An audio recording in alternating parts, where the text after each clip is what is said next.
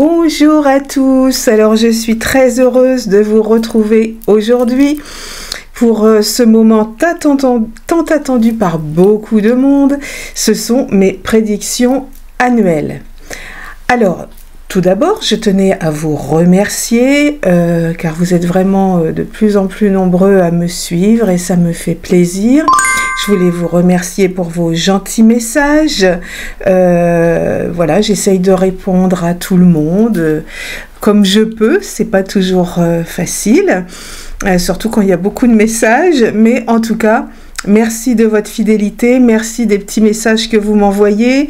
Merci à toutes les personnes aussi qui voient des prédictions qui arrivent et où je n'ai pas forcément suivi l'actualité et vous me prévenez gentiment en disant attention Maud, telle ou telle prédiction vient d'arriver. Alors merci à vous pour tout ça et pour ces bons moments que vous me donnez tout au long de l'année aussi. Alors maintenant on va passer aux prédictions. Alors je prends mes petites notes parce que y en a beaucoup et comme vous le savez je ne fais pas de prédictions en direct parce que c'est impossible. Donc j'écris mes prédictions, en général je démarre vers le mois de juin, juillet, ça dépend.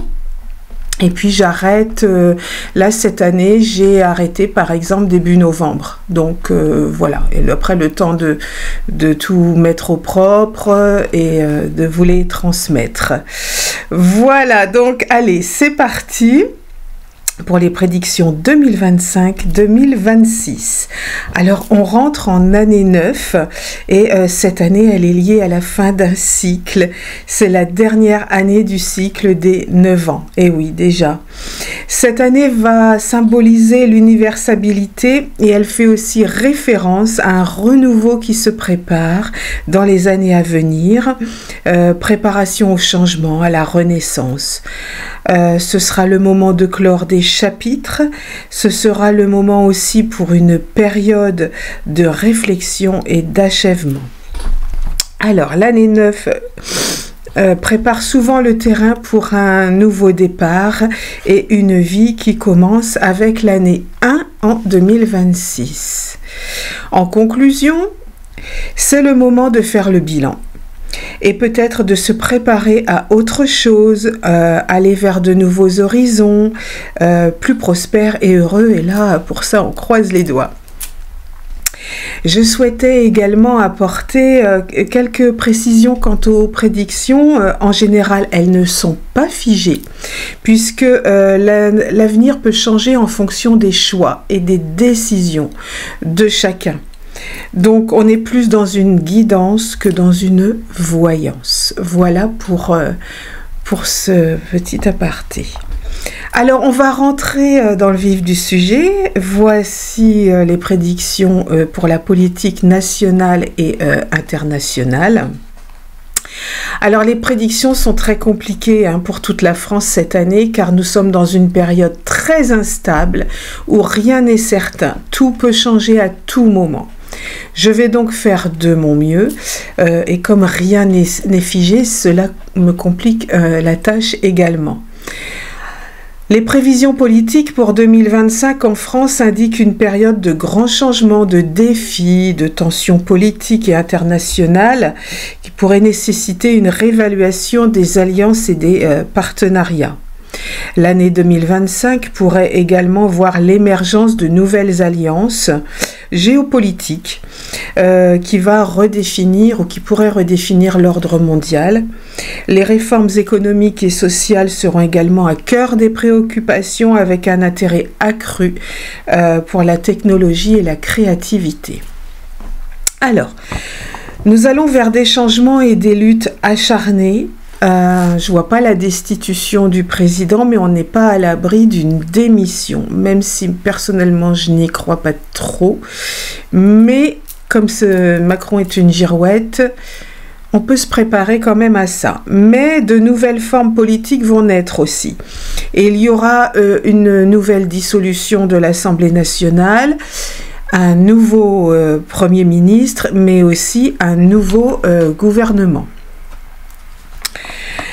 Des conflits importants lors de débats dans l'hémicycle, des voix s'élèvent, le ton monte, c'est assez chaud hein, à l'Assemblée nationale. Il va y avoir des remaniements ministériels aussi, donc encore avant la fin du mandat du président. Il va y avoir des démissions de députés, certains vont même changer de camp. De grosses manifestations à prévoir, malheureusement avec de la casse, des blessés. Bon, mais on peut pas, malheureusement, c'est toujours dramatique dans ces manifestations quand il y a des voyous qui viennent s'intégrer dans les manifs. Les agriculteurs, les routiers, les cheminots, les infirmières, les taxis, enfin je vois beaucoup de corps de métier qui vont se mettre en grève parce que les gens en fait sont à bout et n'en peuvent plus. Alors moi je vois pas de diminution de l'âge de la retraite. Par contre il peut y avoir des aménagements et que la loi sera certainement revue quand même. Il y a des lois comme le mariage entre même sexe ou la dépénalisation de l'homosexualité qui pourrait être malheureusement en danger. Au XXIe siècle, j'ai remarqué qu'on régressait beaucoup. Les gens ne sont plus très tolérants sur ce sujet. Donc, je vois pas en quoi, ça c'est mon avis personnel, chacun fait ce qu'il veut de son corps. Voilà, tout simplement, on n'a pas à être dans le jugement. Malheureusement, aujourd'hui, les gens sont beaucoup dans le jugement. On aura, quoi qu'ils en disent, tous, des augmentations d'impôts et d'autres taxes dans beaucoup de domaines, malheureusement. L'immigration sera importante, malgré quelques efforts insuffisants. L'inflation devrait rester modérée. Quant au chômage, après une hausse importante en 2025, il devrait baisser de nouveau en 2026, mais pas, pardon, mais pas avant le deuxième semestre.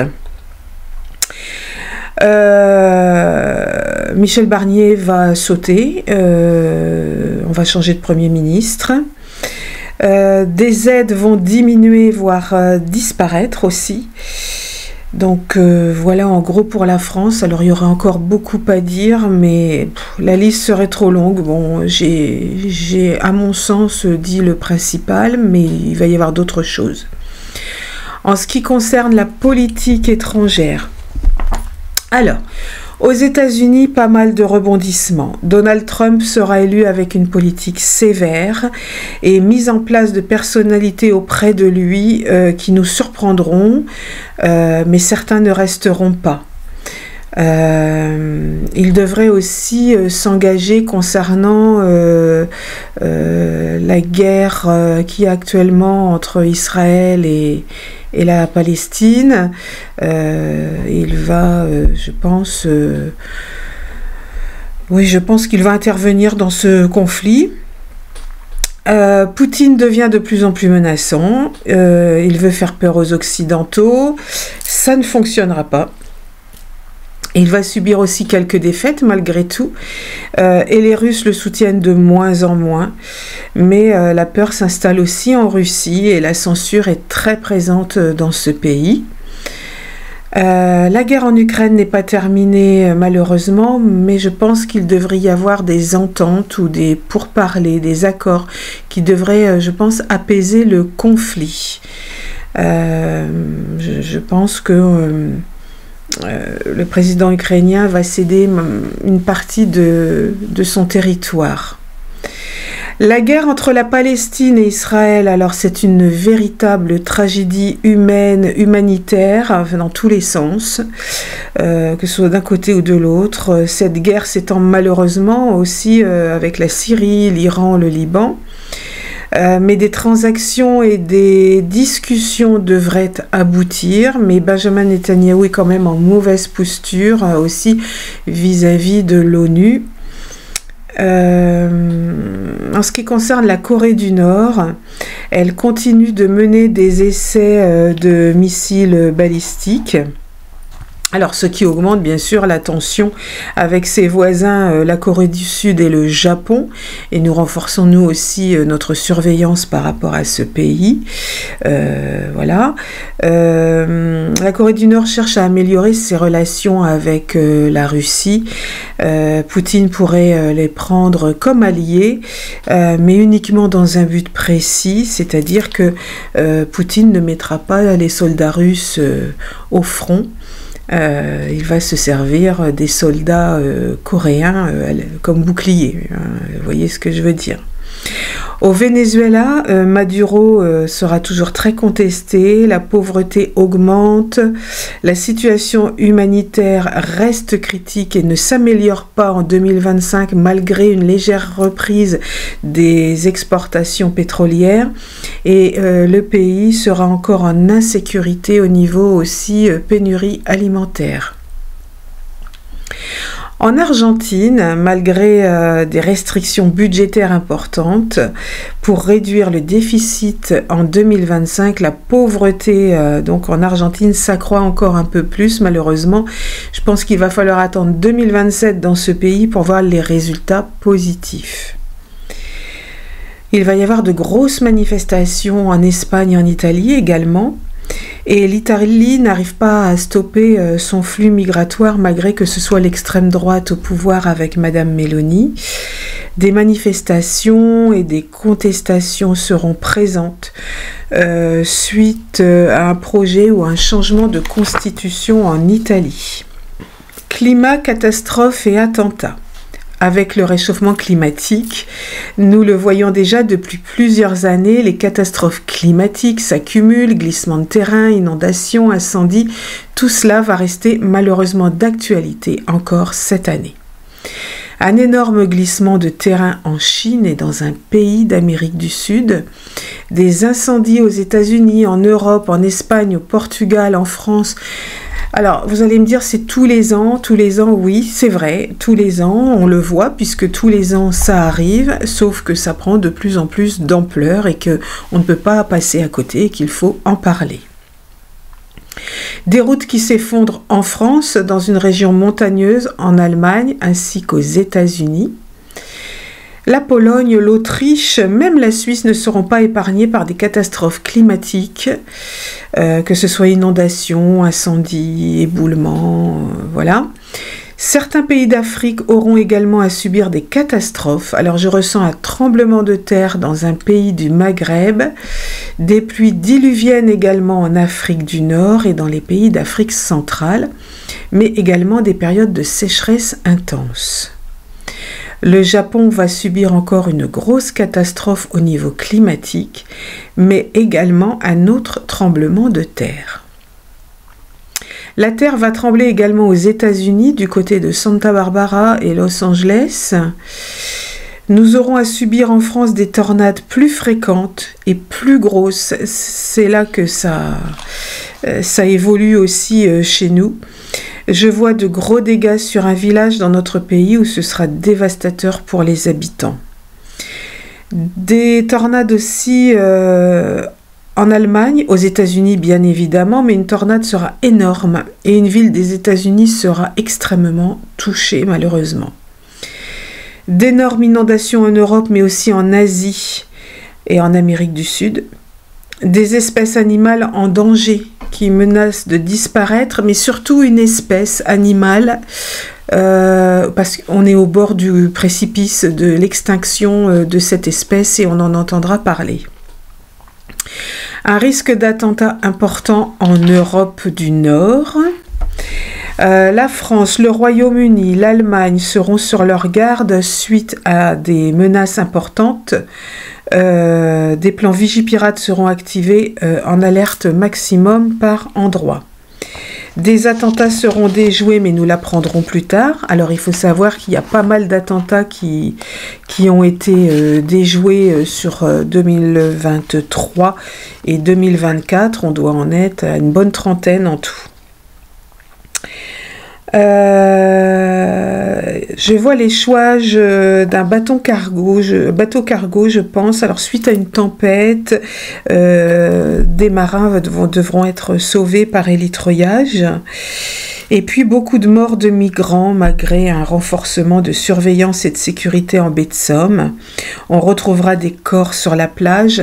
Alors oui, il y en a beaucoup là-haut sur Dunkerque, tout ça, mais la baie de Somme devient vraiment aussi un endroit de passage de plus en plus important. Un énorme carambolage sur une autoroute dû au brouillard. Je ne sais pas où c'est, je n'ai pas vu, mais j'ai vu ces amas de tôle dus au brouillard. Une usine en proie aux flammes, pour moi c'est une erreur humaine et pas un attentat. Un théâtre sera évacué, peut-être par une alerte à la bombe, ou aussi un début d'incendie. Je sens les gens en panique. Attention, j'ai un mauvais présage avec des drones, voire des attentats. Le nord de l'Afrique va subir de grosses intempéries, y compris dans le désert du Sahara. Les régions de haute latitude et le Sahel devraient recevoir plus de précipitations, y compris dans le Sahara, là où il pleut de temps en temps, mais là, ça va être anormalement pluvieux. Les Canaries, mais aussi les îles Baléares seront touchées. Encore un problème de menace dans un collège ou un lycée avec une tentative d'assassinat. Donc là, il va falloir peut-être que ça s'arrête aussi, tout ça. Une augmentation de cyclones tropicaux en Atlantique. Et des records de chaleur seront atteints par endroits en Europe parce qu'on va avoir une année beaucoup plus chaude que cette année, même dans les 2-3 ans à venir. Et dans les années à venir, l'eau sera très convoitée. On va passer à la rubrique d'hiver. Alors, moi, je vois un chanteur qui va faire un malaise sur scène pendant un concert. Il me semble que ce chanteur est déjà d'un certain âge. Un gros souci aussi au sein du football français. Malaise, mésentente, accusations malveillantes. Il va se passer quelque chose d'assez malsain dans le football. Je vois aussi des piratages sur des sites sensibles ou des tentatives aussi. Ça peut être quand je dis sites sensibles, c'est-à-dire que ça peut être des tentatives de piratage sur des sites gouvernementaux, par exemple, ou militaires. Mais aussi dans d'autres domaines avec parfois des demandes de rançon.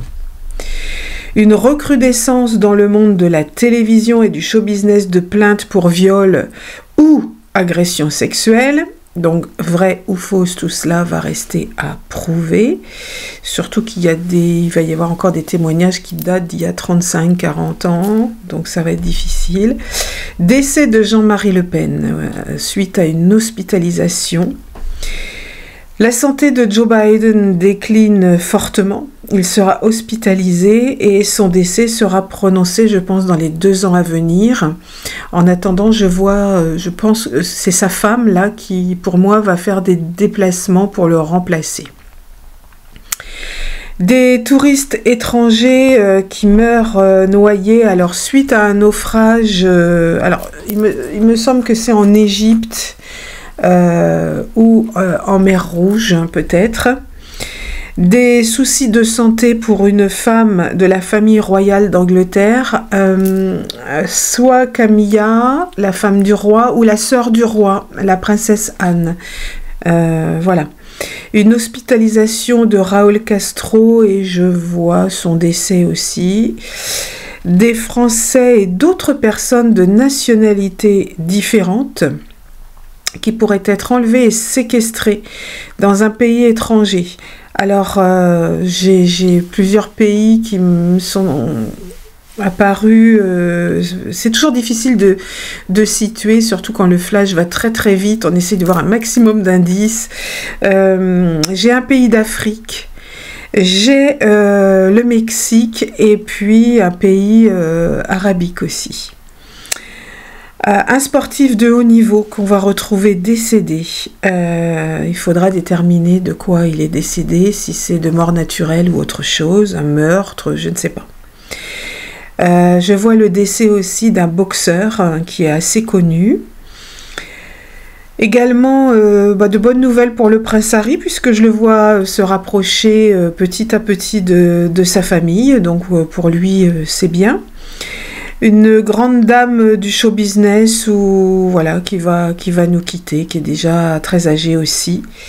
Et je ressens quelque chose autour de l'élection de Miss France, comme un danger, sauf que je n'ai pas réussi à déterminer si c'était pendant un direct ou si c'était dans les enregistrements que l'on passe dans l'émission de Miss France. Je pense qu'il va se passer quelque chose. Oui, il s'est passé quelque chose. Problème avec des denrées alimentaires qui vont être rappelées en urgence pour bactéries mortelles ou présence de corps étrangers. On va passer au domaine médical. Alors, l'intelligence artificielle va faire de plus en plus de prouesses dans ce domaine et grâce à cela, il va y avoir de grandes avancées sur des traitements qui stagnaient jusqu'à présent. De grandes avancées au niveau des yeux pour les personnes malvoyantes. Ça, c'est génial. Il va y avoir des choses qui vont, pour moi, dans ce que je ressens, où on va faire de gros progrès dans ce domaine. Des recherches aussi sur les microbiotes qui vont améliorer le quotidien de beaucoup de personnes avec des maladies qui touchent les intestins, telles que par exemple la maladie du côlon irritable, la maladie de Crohn. Des avancées aussi sur des traitements contre l'obésité. De nouvelles avancées également toujours pour les diabétiques, surtout de type 1. Et une nouvelle prouesse médicale suite à une greffe qui n'aura encore jamais été tentée ou réalisée.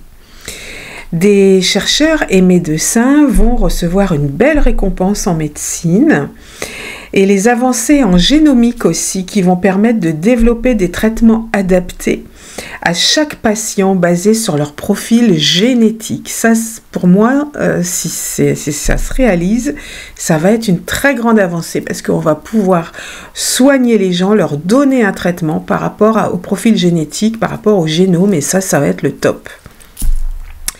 Les dispositifs portables et les applications de santé mobile qui deviendront encore plus sophistiquées vont permettre une surveillance continue de la santé et une meilleure gestion du coup des maladies chroniques. L'accent sur la santé mentale aussi qui continue de croître avec des approches innovantes pour le traitement de la dépression par exemple ou l'anxiété et d'autres troubles psychologiques. Et grâce au progrès en biotechnologie, de nouvelles thérapies pourraient être développées pour traiter des maladies qui n'ont pas encore de traitement efficace. J'en avais déjà parlé dans mes prédictions précédentes et du coup là, l'évolution continue.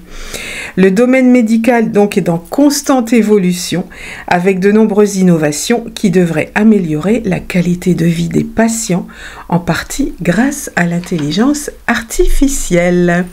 Donc voilà les amis pour les prédictions 2025-2026. Alors je sais, certains vont me dire oh là là c'est encore que des mauvaises nouvelles, etc. Et ben, malheureusement, dans le monde actuel, j'ai eu beaucoup de mal à trouver des bonnes nouvelles. C'est très compliqué aujourd'hui. Donc, on est tellement dans un contexte anxiogène que c'est difficile. Il faut attendre un petit peu. Allez, encore, je dirais, allez, maximum 2 ans. Et puis, certaines choses devraient pouvoir rentrer dans l'ordre. On l'espère en tout cas. Donc merci à tous en tout cas de votre fidélité parce que donc mon taux de réussite de l'année dernière est à environ 83-85%, donc je suis assez contente de moi Sachez que vous pouvez vérifier mes prédictions pratiquement en temps réel sur mon site internet parce que je les mets à jour régulièrement. À chaque fois qu'il y a une prédiction qui arrive, je mets un lien en dessous chaque prédiction où vous pouvez en général cliquer dessus, comme ça vous avez l'info qui prouve que ma prédiction était juste.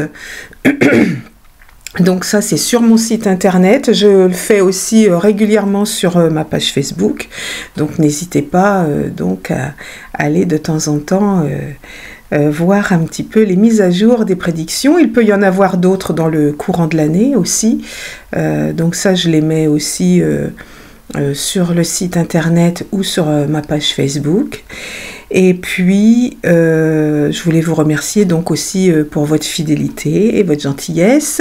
N'hésitez pas à liker la vidéo quand je vais la mettre en ligne au mois de décembre. N'hésitez pas à faire des petits likes, ça me fait toujours plaisir. Alors, qu'il soit positif ou négatif, il n'y a pas de souci pour moi, hein. On aime ou on n'aime pas, c'est pas grave. Au contraire, je vois comme un petit peu les statistiques comme ça. Et dans les commentaires, il peut y avoir des commentaires négatifs du moment qu'ils sont respectueux. Il n'y a aucun souci. J'essaye d'y répondre d'ailleurs. Par contre, bien sûr, les commentaires méchants, insultants, etc. ne sont pas publiés. Et ces commentaires-là, c'est pas moi qui les valide ou qui les voit. J'ai quelqu'un qui s'en occupe et qui me laisse donc lire que les commentaires positifs ou ceux qui sont négatifs, mais dans le respect. Donc les autres, je ne les vois pas, donc c'est pas la peine de mettre des méchancetés ou tout ça, puisque de toute façon, je m'en fiche complètement et ils ne sont pas connus de moi-même. Donc voilà pour les prédictions. Moi, je vous retrouve très vite pour d'autres vidéos. Et en attendant, les amis, prenez bien soin de vous.